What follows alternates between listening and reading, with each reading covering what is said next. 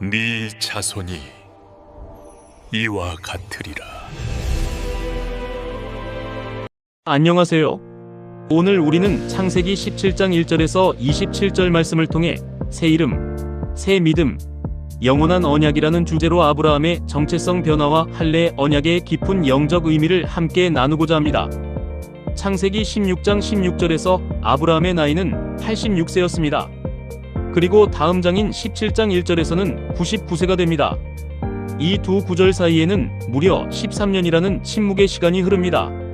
이 기간 동안 하나님은 침묵하셨고 아브라함은 인간적인 가능성이 완전히 사라지고 육체가 쇠하여진 노년의 시간을 보냈습니다. 하지만 기억하십시오. 하나님은 침묵하셨지만 결코 아브라함을 떠나지 않으셨습니다. 이 침묵은 하나님의 부재가 아니라 아브라함의 힘이 완전히 빠지고 오직 하나님만을 의지하게 되기를 기다리시는 하나님의 시간이었습니다. 그렇게 13년의 침묵을 깨고 하나님께서 선포하신 첫 말씀은 바로 나는 전능한 하나님이라는 선언이었습니다. 이는 히브리어로 엘샤다이이며 99세라는 인간적으로 불가능한 현실을 뚫고 들어오시는 절대적인 능력의 선언입니다. 하나님은 우리의 완벽한 조건이나 능력을 요구하시는 것이 아니라 당신의 전능하심으로 일하신다는 것을 보여주십니다.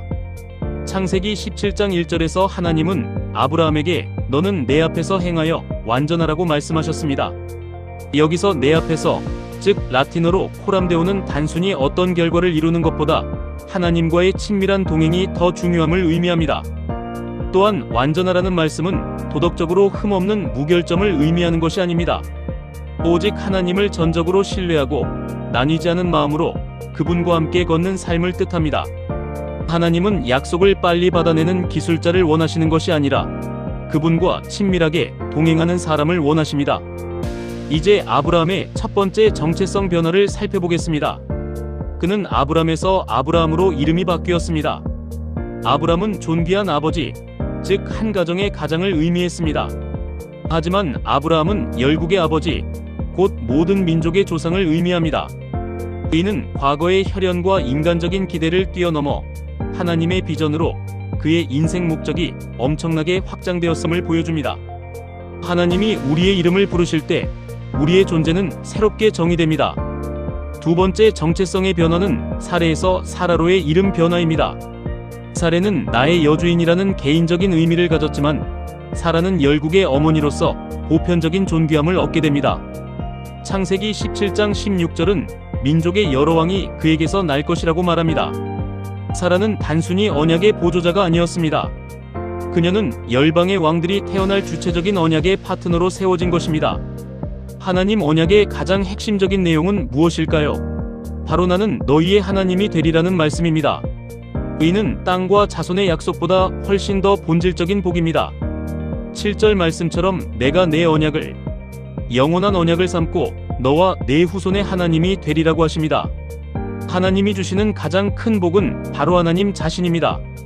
언약의 최종 목적은 하나님이 우리와 특별한 관계를 맺으시고 우리의 하나님이 되어주시는 것입니다. 이 언약의 표징으로 하나님께서는 할례를 요구하셨습니다. 하나님은 말로만 언약하신 것이 아니라 몸에 지울 수 없는 흔적을 남기도록 하셨습니다. 할례는 두 가지 중요한 의미를 가집니다. 첫째, 구별됨입니다. 생명의 가장 은밀한 곳에 흔적을 남겨 매 순간 자신이 하나님께 속한 백성임을 기억하게 했습니다. 둘째, 끊어냄입니다. 인간적인 생산 능력과 옛 본성을 베어내고 오직 하나님의 은혜로만 살아간다는 고백인 것입니다. 이 할례 언약은 혈통을 넘어서는 하나님의 은혜를 보여줍니다. 12절과 13절 말씀에서 보듯이 할례의 대상은 아브라함의 핏줄뿐만이 아니었습니다. 집에서 난 자나 이방 사람에게서 돈으로 산 자를 막론하고 하나님의 언약 안으로 들어온 이방인도 동일한 언약 백성이 될 수 있었습니다. 이는 훗날 예수 그리스도를 통해 모든 열방이 구원받을 것을 미리 보여주는 복음의 예표가 됩니다.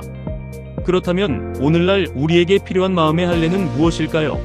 오늘날 우리에게 요구되는 할례는 더 이상 육체의 예식이 아닙니다. 로마서 2장 29절에 기록된 것처럼 참된 유대인은 마음의 할례를 받은 자입니다. 이는 나의 고집, 내 방식, 내가 주인 되려는 마음을 잘라내는 것을 의미합니다. 예수님의 십자가 앞에 나의 자아를 굴복시키고 그분의 주권을 인정하는 것, 이것이 바로 진정한 마음의 할례입니다. 아브라함은 100세라는 현실 앞에서 인간적인 계산을 하며 웃었습니다.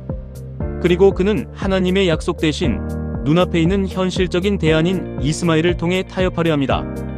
이스마엘이나 하나님 앞에 살기를 원하나이다라고 말하죠. 우리 역시 하나님의 완벽한 계획을 기다리지 못하고 때로는 하나님, 이 정도면 됐습니다 라고 타협하며 우리만의 현실적인 대안을 찾고 있지는 않나요?